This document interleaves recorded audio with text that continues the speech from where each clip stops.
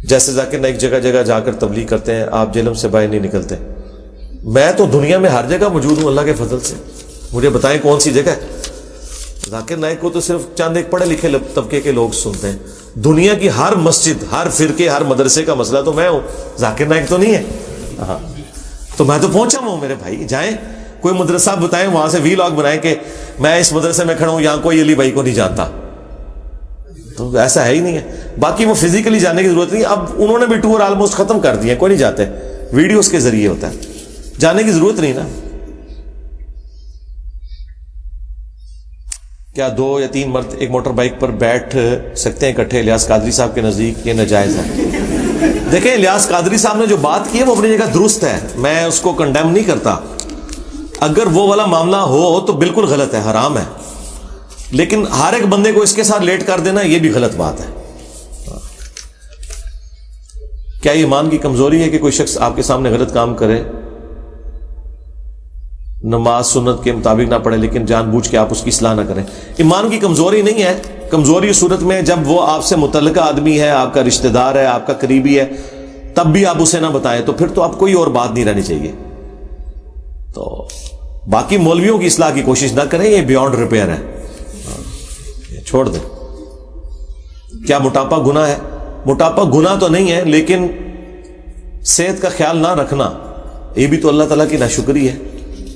تو موٹاپے کو پسند نہیں کیا گیا. نبی علیہ السلام تو موٹاپے کو پسند نہیں کرتے تھے. قرب قیامت کی جو بخاری مسلم میں ایک نشانی وہ یہ بھی بتائی گئی ہے کہ لوگ موٹاپے کو پسند کریں گے.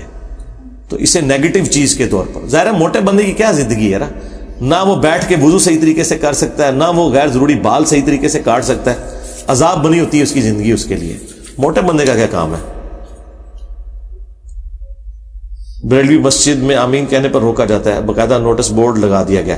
جی اس نوٹس بورڈ کی آپ پکچر کھینچیں اور اس کے ساتھ آپ احادیث اٹیچ کریں اور جا کے قریبی تھانے میں اپلیکیشن دے دیں کہ یہ ہمیں جو ہے سنت کے مطابق عمل کرنے سے روک رہے ہیں، اور ساتھ لکھیں کہ کل اگر سعودی حکومت نے وہاں نوٹس لگا دیا کہ جس نے اونچی آمین نہ کی اسے حج عمرے کے لیے نہیں آنے دیا جائے گا، اور آپ کو حج عمرے کے فارم میں یہ بھروایا جائے کہ میں رفع الیدین کروں گا، میں اونچی آمین کہوں گا، تو آپ کو وہاں پہ حج عمرے کا وہ ویزا ایشو کریں اور آپ حلفیہ لکھیں. جس طرح یہاں لکھا ہوتا ہے میں حلفیہ کہتا ہوں کہ میں غلامت قادیانی کو دجال سمجھتا ہوں اور میں ختم نبوت پہ ایمان رکھتا ہوں. تو اگر یہ کچھ سعودی عرب شروع کر دے اور اس حلف نامے میں یہ ایڈ کر لے کہ میں امام کعبہ کے پیچھے سنت طریقے پہ ہی نماز پڑھوں گا، تو یہ پھر مجھے بتائیں آپ لوگ حج عمرے کے لیے جا سکتے ہیں؟ تو یہ حرکتیں چھوڑ دیں. اس طرح آپ پاکستان کے آئین میں کسی کو روک نہیں سکتے. آپ بہت اونچی آمین جو شرارت والی ہے وہ نہ آپ کہیں. بیوی کا نان و نفقہ کیا ہے؟ کھانا پینا، کپڑے، میک اپ وغیرہ. جی میک اپ بھی اس میں آتا ہی ہے لیکن بہت مہنگا نہ ہو، مت جو آپ شادی سے پہلے جو آپ کا سٹیٹس تھا اس کے مطابق کریں. یہ بھی ظاہر ہے کہ آتا ہے نا، ظاہر ہے کپڑے کے اندر ہی داخل ہے نا. کیا اس کے علاوہ بھی ماہانہ خرچہ؟ جی ماہانہ خرچہ آپ کو اس لیے دینا ہوگا، بعض اوقات اس کا کوئی چیز کھانے کو دل کر رہا ہے اور آپ باہر ہیں، کوئی چھلی والا آ گیا اس نے چھلی خریدنی ہے تو کیا کریں؟ تو ماہانہ خرچ تو تھوڑا بہت لگائیں نا اس کا کہ ایٹ لیسٹ اپنی مرضی کی چیز وہ خرید سکے.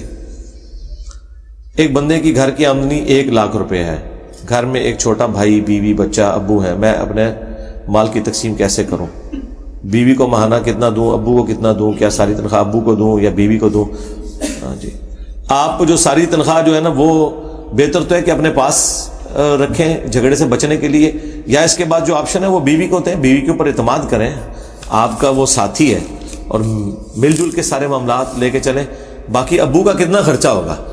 کوئی انہوں نے کوئی ایزی لوڈ کروانا ہوگا کوئی اپنے موبائل کے لیے کبھی، یا کسی کے ابو سگریٹ پیتے ہوں گے، کسی کے ابو پان کھاتے ہوں گے، کوئی باہر جا کے کوئی گول گپے کھا لیتے ہوں گے، کسی دوست کے ساتھ دودھ پتی پی لیتے ہوں گے. تو مانا ان کا کتنا خرچہ ہے وہ ان کو علیحدہ سے دیں. ان کی عزت نفس تو پامال نہ کریں. آپ گھر کے خرچے میں ان کا کوئی لین دین نہیں، گھر کا خرچہ بیوی کے ہاتھ میں. میاں بیوی ایک دوسرے کے لباس ہیں، مطلب ہر راز ایک دوسرے سے شیئر کرنا ضروری ہے. کیا مرد کے صدقہ جو چھپ کر کرتا ہے وہ بھی بتانا ضروری ہے؟ اگر بیوی اصرار کرے کہ کہاں صدقہ کرتے ہو، دیکھیں اگر آپ کو خطرہ ہے کہ وہ آپ کو روکے گی اس کام سے پھر تو آپ اس کو نہ بتائیں، اور اگر یہ خطرہ نہیں تو آپ ضرور بتائیں. باقی ہوتا ہے بعض اوقات عورتیں روکتی ہیں مطلب خرچہ کرنے سے، لیکن یہ نہ ہو کہ آپ کہیں کوئی چھپی دوستی اور نبھا رہے ہو، کو پیرلل میں کوئی کام شروع کیا ہو آپ نے یہ بھی نہیں کرنا. مسجد میں بچوں کے لیے باکسنگ کشتی وغیرہ کی ایکٹیویٹی جائز ہے؟ ہاں جائز ہے. مسجد کے اندر کوئی ایک علیحدہ سے ایک گراؤنڈ ہونی چاہیے.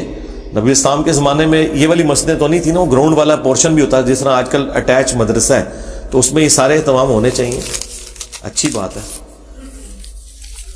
مسجد کے اندر ظاہر ہے اس بلڈنگ میں وہ جو جہاں آپ نماز پڑھ رہے ہیں وہاں تو نہیں ہوگا نا, اس سے ہٹ کے ہی وہ جو باہر اس کا سین ہے اس میں آپ کر سکتے ہیں اہتمام, ضرور کریں.